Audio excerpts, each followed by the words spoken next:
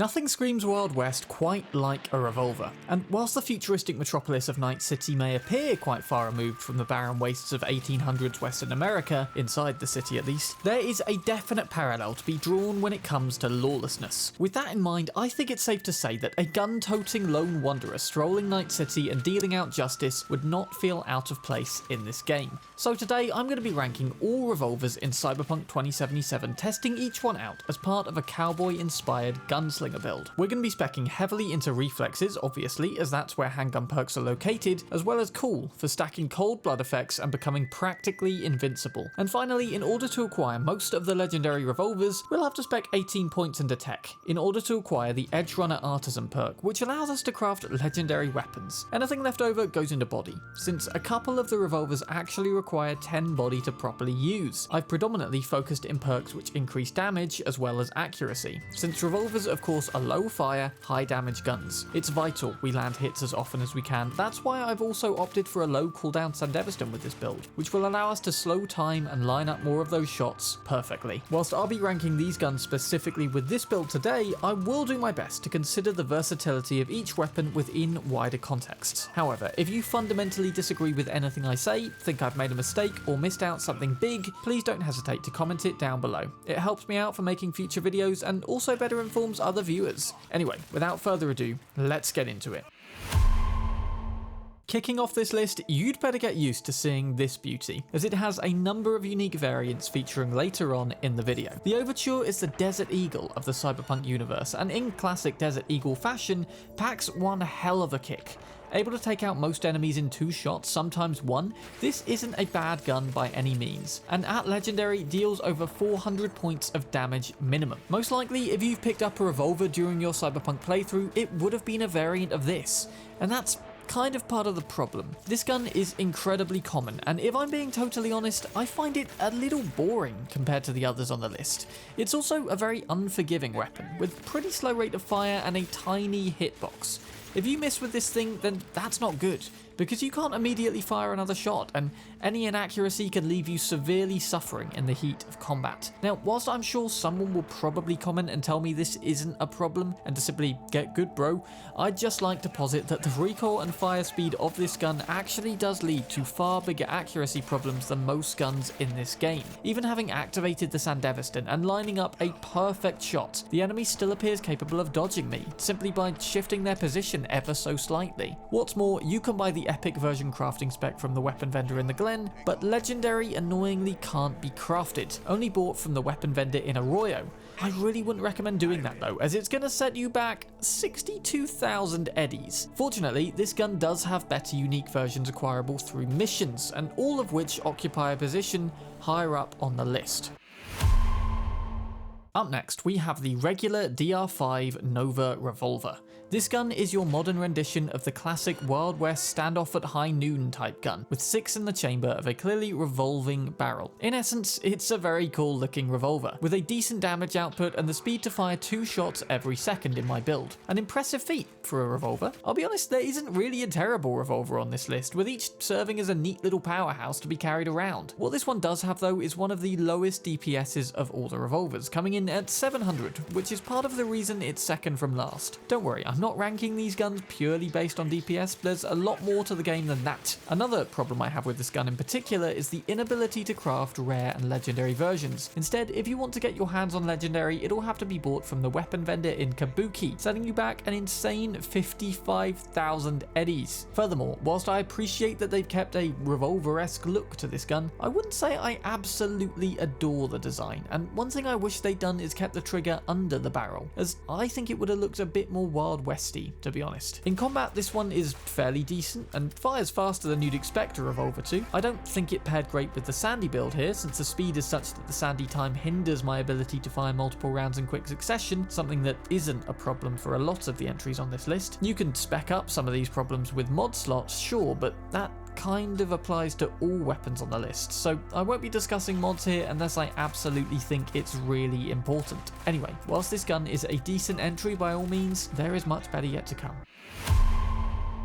As we enter the last 7 here, I just want to say I really struggled with ordering literally every single one of these. I kept going back multiple times, trying each one over and over again, and I just eventually found that they're all really good in their own right, and honestly, there's at least one argument for each of these being number 1. That being said, this is a ranking video, and I have done my very best to rank all of these based on the way that I assess them to be better than one another. So, for our first iconic on this list, we have Archangel. This is a fancy looking variant of the Overture, which we can acquire from Kerry Uridine during the A Like Supreme quest. The special thing about the Archangel pistol is that it applies electrical damage, as opposed to the regular physical. Do you know what that makes it highly effective against? That's right, robots. I can't think of a single instance where I couldn't use this thing to utterly one-shot any and all machines, which is a lot more than can be said for most entries on the list. It also has a nice bit more regular damage tacked over the standard Overture, which is very welcome. However, beyond the whole electrical thing, it plays very similarly to the OG version,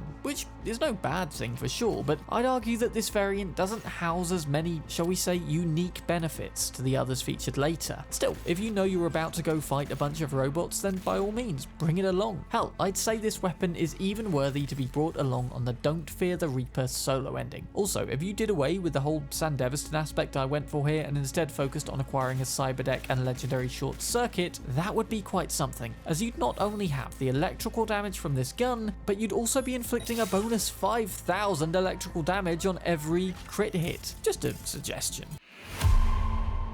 The extraordinarily powerful RT-46 Burya makes number 6 on this list. With 800 points of base damage per shot, you could do a lot worse. What's more, there's 4 rounds in the chamber, so missing isn't the end of the world either. This thing is so powerful, in fact, that one of my favourite things to do with it is lining up collaterals. If you check the database entry, it actually warns of broken elbows for anyone trying to wield it without strength-enhancing cybernetics. With extra damage mods especially, this thing is capable of one-shotting most anything and anyone. That being said, it isn't the fastest thing in the world, and whilst collaterals mostly make up for this fact, you might find yourself at a disadvantage when faced up against a lot of enemies. Also, and this is to be expected, it feels a little bit cumbersome, having even more recoil than the Overture, which can sometimes make accuracy something of a big challenge. The legendary crafting spec can be purchased from the weapon vendor in downtown, with specs and weapons up to the epic variety available on a radiant basis from other weapon vendors around Night City. Our second of 3 iconic Overture variants. Crash will eventually be given to you by River Ward after completing the side mission Following the River. Punny. The very unique thing which I love about this gun is the fact that it essentially turns automatic. By aiming through the sights and holding down the button to shoot, the gun will fire multiple rounds. Now, I wouldn't necessarily recommend using it like an automatic weapon, seeing as there's still only 6 rounds in the chamber and each one is precious, but the charge mechanic in and of itself is still very useful. Not only does it deal more damage, of course, but I find that split second taken to charge the shot would allow me to steady up my aim a little more and be more accurate as a result. I'd love to say the whole automatic revolver thing is exclusive to the Crash gun, but I think there's kind of something that does it one better.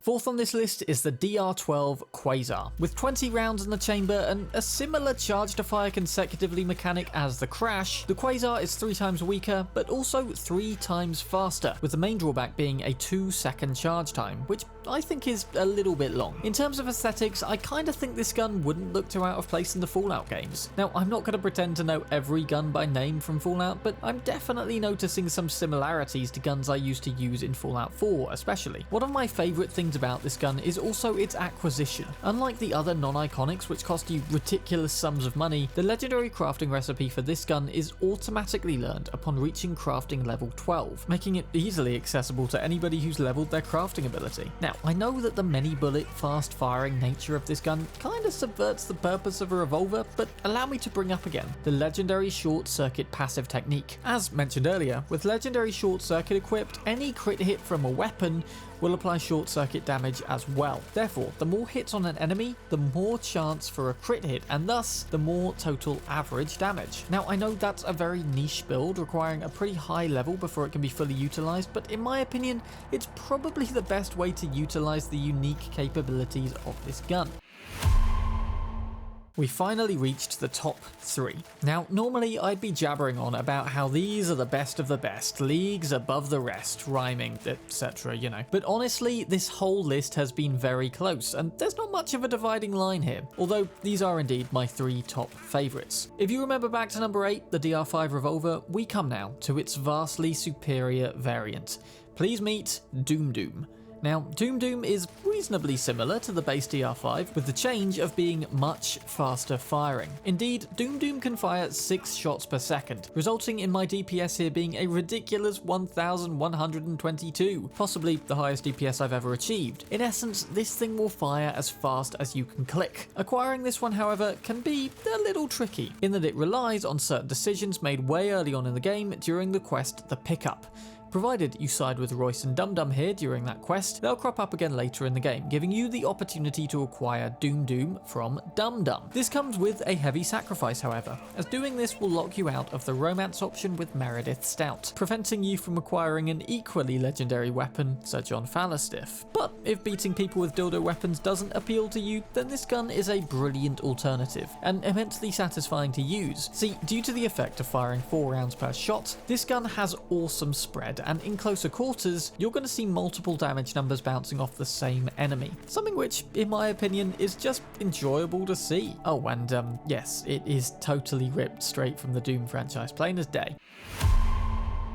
At the very start of this video, I introduced revolvers by talking about the Wild West. Well, if there's one weapon that gets across the fastest gun in the West vibe the best, it's Amnesty. By taking Cyberpunk's version of a Desert Eagle and making it fire as fast as you can click, one might think we'd run into major recoil issues. However, this gun is speedy in every sense of the word. With faster reload time and aim, less recoil, as well as improved range, this pistol is a cowboy's dream. Therefore, it's only fitting that it should be acquired from the most cowboy-esque member of the Aldecaldos, Cassidy Reiter, a man whose very name is an homage to real-life infamous cowboy and bank robber Butch Cassidy. It'll be given to V should you choose the Aldecaldo ending, but can also be acquired early by shooting 12 of the 16 bottles in Cassidy's minigame during the quest We Gotta Live Together. Now, I know I'm speaking from a personal standpoint here, but I just found this gun so fun to use. I mean, look, it's so freaking fast. Now, because the combat in this game runs so smoothly anyway, I gotta say, using this thing was one of the best,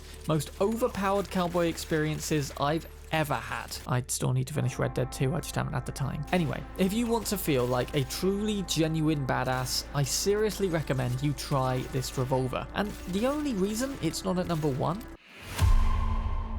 is because I can't believe that this gun actually exists. The Comrade's hammer is a heavily souped up version of the Burya, wherein instead of firing 4 shots per mag at 800 damage each, it fires just 1. At up to 4,440 damage. With my build, that is, yours may vary. If you like seeing big numbers show up when you shoot enemies, then this is the gun for you. What's more, this thing is so powerful that anybody within about 2 meters of an enemy you hit will also die.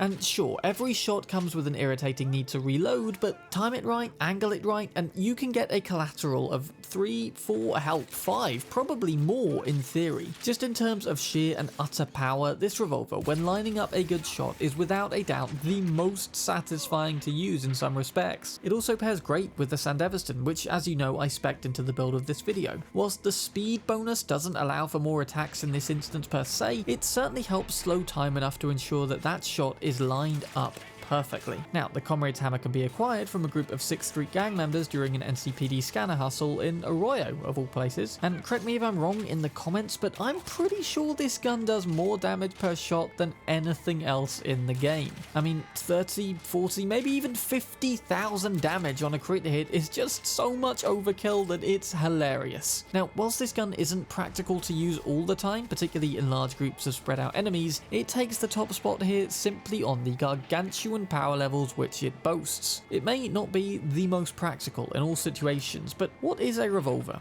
if not a big heavy pistol which fires really powerful rounds. Then again, as I've said already, I think most entries on this list could have had a shot at the top spot for one reason or another, so please comment down below your favourite revolver and why. If this video helped you learn something new about Cyberpunk, then the best way you can show your appreciation is by hitting that thumbs up. If you're a regular player of Cyberpunk 2077 and want to learn more about the game, then there's a bunch more videos on the channel which will help you do just that. So finally, be sure to subscribe and ring the bell to stay up to date on all my upcoming projects. Thank you so much for watching, you guys are all great, and if you're watching this around the time of release, then have a wonderful Christmas. And I'll be back on Christmas Day covering a bunch of free gifts scattered around Night City.